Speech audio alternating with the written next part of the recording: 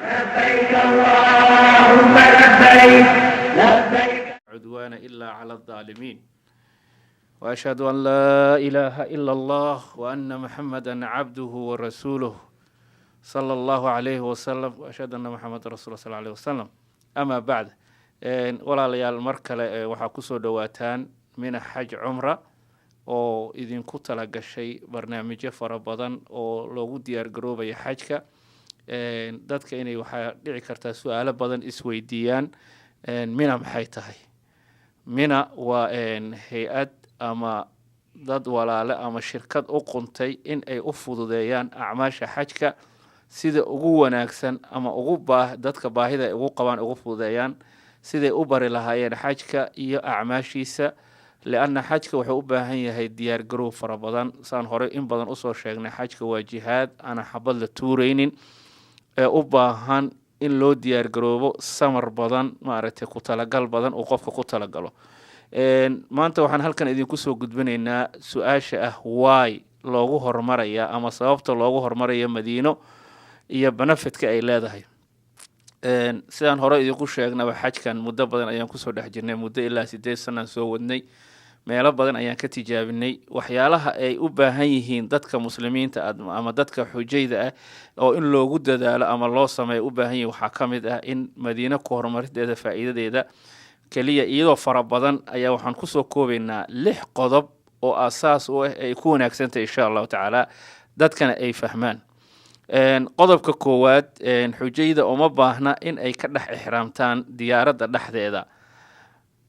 inay diyaaradda dhexdeeda ka dhex ixraamtaan uma baahna madiino marka lagu hormarayo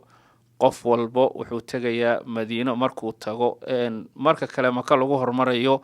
waxaa lagu leeyahay waxaa la joogaa miiqaadkii hala xirto dhibaatooyinkan kala kulanna waxa qof baa hurdaya qof baa masquul ku jira ama qof bay dhaafaysaa marka waxay noqonaysaa qofkii in dib loo sii qaado oo la geeyo maaragtay miiqaadkii uu ka soo ixraamto si qarash uu galo gaari ama dadka ay badi uga tagaan ixraamkooda laagajka hoos ay geliyaan marka koowaad qofku uma baahno inuu diyaaradda ka dhex ixraamto oo wuxuu ka soo ixraamanayaa dariiqii rasuulka salawaatullahi wasalaamu caleyh ama miiqaadka reer madiina ay ka soo ixraamtaan abaar cali sida loo yaqaano ama dulxulayfa isagoo soo diyaar garoobay soo qabaystay dharkiisa soo gashtay nidaamsan oo diyaar garo culimadina ay horkacaysa ayuu meesha imaanayaa markii ayaa loo bilaabayaa loo laqibayaa ama loogu dhawaaqayaa siduu u xiran lahay hadduu sida badan la sameeyo tamatac uu yahay labayka cumratan tamatucan biha ila alxaj ama labayka cumratan inuu yidhaahdo hadhow markuu gurigiisa tago tamatucun uu ku talagala uu haddana labayka xajan gurigiisa ka dhaho qodobkaas waa qodobka koowaad qodobka labaad madiino laga bilaabo waqtiga ayaa kuu safe garoobaya ama waqtiga ayaa kuu barakoobaya way ka waqti yar tahay lianna madiina aeroboortkeeda madiinat alxujaaj waxaa isugu imaanaya intaasoo malaayiin oo dad waxaa laga yaabaa inay kugu qaadato 6 saacadood 7 saacadood 8 saacadood 10 12 saacadood aniga waan arkay 12 saac saacadan soo galna saacadeeda inaan ka baxnay oo cidna la hadashay aan waynay oo dhibaato ay naga dhumeen laagajkii boorsooyinkii ay naga dhumeen oo wax badan ay nagu dhaceen marka madiino waqtiga ayaa kuu safe garoobaya annaga ka maamul ahaan ama idaara ahaanna way noo fududahay madiino aeroboortkeeda inaan galno oon kugu soo qaabilno kaasoo kaxayno sidaan hoteelka kugu keeni lahayn aad bay noogu fududahay marka mako oo kale lama geli karo madiinatulxujaaj aad bay u weyn tahay waa la waardiyeyaa marka taana aad bay noogu fudan tahay wayna ka immigration dhib yarta immigrationka ama laanta socdaalka aad bay u dhib yartaa dadka ciyoobay saacad iyo 2 wax ka yar insha allahu tacaala waa qodobka labaad qodobka saddexaad xujayda uma baahno in ay ka dhex ixraamtaan diyaaradda saan hore usoo sheegnay sida badan ama dhalinyaraha u badnaato ama ragga qaar markii ixraamka la qaato ixraamka waxa loo baahan yahay boorseer in lagu rito kor la saarto oo markii hadhow ama meel la dego sida transit marka lagu yahay Ingiriis ha noqoto ama Masar ha noqoto ama Istanbul ha noqoto ama Dubai ha noqoto qofka inuu soo baxo xirto qabeys raadsado ama waxaas oo dhan uma baahna insha Allah taala Madiina ayaa tagaysaa Madiina marka tagto ayaad go'yahaadii xiranaysaa sidii nidaamkeeda adoo nasatay oo cashiro qaadatay oo culimadii wixii aad qaban lahayd iyo wixii aad sameyn lahayd ay ku sheegeen taas waa qodobka saddex qodobka afaraad xujayda waxay ku nasanayaan Madiino umana baahna in ay cumro horey ka sameeyaan. marka tamatuca tahay ama qiraan ahaw ama tamatuc ahaw ama ifraad ahaw marka ma ka soo gasho waxa kugu waajib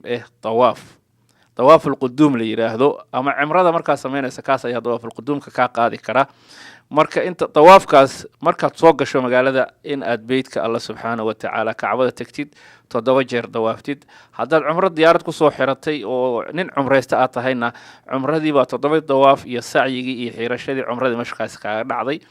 haddii aad tahay nin ifraado xajka kala sugay aad tahayna tawaaful quduum 7 jeer inaad dawaaftid aanan sacyi iyo waxba lahayn yaad sameynaysaa. tawaaful quduum ayaa la yiraahdaa ka ayaa waajib kugu ah. markaad soo gasho Mako hore iskama seexan kartid waxa rabta ma sameyn kartid waa inaad beedka hore ka tagtaa. marka Madiina waxay ku fiican tahay waxaad tagaysaa insha Allah ta'ala Madiino waa nasanaysaa hotelkaada tagaysaa wax tawaaful quduum iyo sacyi iyo wax kale lagu leeyahay ma jiro adigoo diyaaradii daalkeedii ka nasatay oo 3-4 bari ziyaaradaadii samaysatay Madiina ku nasatay ayaad soo baxaysaa. saan ku sheegay miiqaadka soo maraysaa waa soo xiranaysaa cimradaada sameynaysaa markaas aad nasanaysaa xajkiina u diyaar garoobaysaa.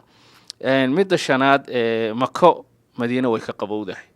waa meel aad u qabow oo qofka ugu horeeya xajka markuu imaanaya haddii kuleelka Mako uu marka horeba tagabo wuu ku argagaxaya ama dhibaato ayuu kala kulmaya. marka Madiina waa meel qabow ee aad kala qabsan karta cimilada 3-4 bari ha noqoto si fiican aad ula qabsan karto. qodobka lixaad Madiina way ka buuq yar tahay waa meel ka degan magaalo aad u quruxsan oo rasuulku uu duceeyay salawaatullaahi wasalaamu calayh oo aad u degan oo huduu oo buuq yar oo inaad tagto masjidkii nabiga sallallahu alayhi wasallam ku tukato rawdadii ku tukato ilaa rawdada aad u fadli badan rasuulku wuxuu yiri salawaatullaahi wasalaamu calayhi wasallam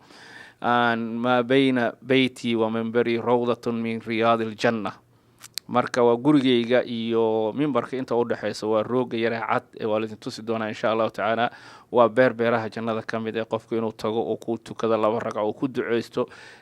qaburaha baqiic tago oo soo salaamo soo ziyaarto nabiga uu salaamo salawaatullaahi wasalaamu calayhi qabrigiisa ziyaarto oo uu tago jabal al-Uhud rasuulku wuxuu yiri waa jabalan jecelna asagana na jecel yahay qabuur shuhada Quba waxaasoo dhan wax aad u fadli badan ziyaarada soo sameeyay oo nastay oo ku nastay insha Allah ta'ala annagana waxaan ugu talagalnay hotel aad u qurux badan oo uu ka helayo quraacdiisii subaxdii iyo cashadiisii uu ka helayo oo intaas ku cibaadeysan asagoo nastay oo cibaadaystay ayuu imaanaya insha Allah ta'ala magaalada Mako oo culimadiisa hogaaminayso sidaas ayuu ku sameeynaya cimradiisa markaana xajka uu ku galaya. insha Allah ta'ala ilaahay subhanahu wa ta'ala waxaan ka baryaynaa kuwa Allah oo u fududeeyo inuu nooga dhigo. waxaan ku soo gabagabeynaa qodobada sida ay ku fiicanta in lagu hormaro magaalada Madiina Munawwara insha Allah ta'ala mina xaj cumra waxay idin ku tala gashay in ay Madiina idin hormariso service fiican oo ku faraxdaan diyaaradda aad ku tagtaan insha Allah ta'ala iyadana waxay ku fiican tahay Madiina haddaad Maka ku hormarto baska Madiina iyo Mako waa 9 saac ilaa 10 saac oo basku jabi karo laakiin marka ugu horeysa dad Madiina ku tagto diyaarad soo noqodkan insha Allah ta'ala ilaahay noo soo fududeeyo tartiib aan imaano inta labada jeer Madiina iyo Maka isaga daba noqon lahayd bas iyo dhibkiisa iyo dadka waayeelada uu dhibayo meesha cimiladeeda iska kulul insha Allah ta'ala. marka ilaahay subhanahu wa ta'ala noo fududeeyo wixii kale akhbaarna insha Allah ta'ala waxaad kala xiriiri doontaan website-keena insha Allah ta'ala minhaj umra insha Allah minhaj.com insha Allah ta'ala kala xiriiri doontaan insha Allah ta'ala. wassalaamu calaykum. وعليكم السلام ورحمة الله وبركاته. الأخ سعيد بارك الله فيك الله يبارك. بل واحد نوغا ورنتا علمada hogaaminaysa xamladiina minhaj علمada hogaaminaysa bal waxa nooga warta culamadeeba hogaaminaysa xamladiina. بسم الله الرحمن الرحيم. أخي عبد الله من حج عمرة waxay aad ugu guuleysatay in ay ka faa'iideysato culimada Soomaaliyeed North America maanta insha Allah ta'ala culimada ay kamid yihiin aabayaashii dacwada oo kamid yahay sheekhuna Sheekh Cabdiraxmaan Sheekh Cumar oo nin walba uu yaqaano sheekhi Minnesota ama sheekhi North America insha Allah ta'ala waa nin sheekh culimo wadankeena Soomaaliya in badan ma aragtay dacwada ku soo dhex jiray hawshanna waxay u noqonaysaa fasalu ahla dhikri in kuntum la ta'lamun. hawshan waxay u noqonaysaa culimada in wax laga weydiiyo waa howl cibaado ka mid ee rugnu min arkaan islaam, waa ruknigii shanaad ee qofkii awooda oo aan la imaanina rugni uu ka maqanya. marka maadaama qiimahaas alla subxaana wa tacaala uu siiyey alxaju almabruuru laysa lahu jizaau ila aljanna, marka jannada ilaahay alaa ina silcatullahi alqaaliya alaa ina silcatullahi aljanna. marka jannada markii la sheego qofka xajkiisa loo baarima falo alla subxaana wa tacaala ka aqbalay, waxaa weeye jisadiisa janno keli wey. marka silcada alla subxaana wa tacaala beeca alla lala gala ama wanaaga alla waxa weeye qaaligiisana waxa waye janno qofka inuu helo. ilaahay subxaana wa tacaala ilaahay jannadiisa hana geliyo. waxaa hogaaminaya sheekhana sheekh cabdiraxmaan sheekh cumar, waa si fiican u taqaanaa. waxaa kaloo nala socda insha allah sheekhana alfadiilatu sheekhana cabdirasaaq xaashi oo ah imaamka iyo khatiibka masjid abubakar minneapolis. waxaa kaloo culimmada ka mid ah sheekhana sheekh axmed nuur sheekh cabdulqaadir oo asagana ah imaamka iyo khatiibka masjidka abubakar sadiiq seattle washington. culimo kale insha allahu tacaala oo aada u fara badan, kuwa aan hore u ballan qaadna inaan soomaaliya ka keenayno iyo kuwo kale insha allahu tacaala uu ka mid yahay sheekhana fadiilatu sheekh umal hadduu ilaahay qadaro, iyo culimmadoo dhan oo noo imaan doonto si aan dadka uga dharijinno waqtigaas alla subxaana wa tacaala u firaaqoobeen oo iga soo tageen guryahoodii, maalkoodii, shaqadoodii. insha allahu tacaala culimmadaas ayaa idiin sheegi doontaa saacad idinla socodsiin doontaa waxa aad qabanaysaan biidni illaahi albaari. su-aashayda labaad, baaraka allahu fiika alakh saciid. su-aashayda labaad waxaa weeye maxaa uga duwan tihiin kambaniyada kale? kambaniyo badan baa dadka markii ay joogaan minnesota u sheega, yidhaahda wax walba waa qabanaynaa, wax walba kaasaynu yeelaynaa, haddana aan kasoo bixin servicekii iyo maaragtay shaqadii loogu talagalay. maxaa uga duwan tihiin kambaniyadaas? bismi illaahi raxmaani raxiim. akha cabdullaahi mina xaj cumra, ilaahi subxaana wa tacaala waxaan ka baryaynaa wixii qowlkeenna aan sheegnay ilaahay inuuna waafajiyo. alla subxaana wa tacaala ayay gacantiisa wax walba ku jiraan.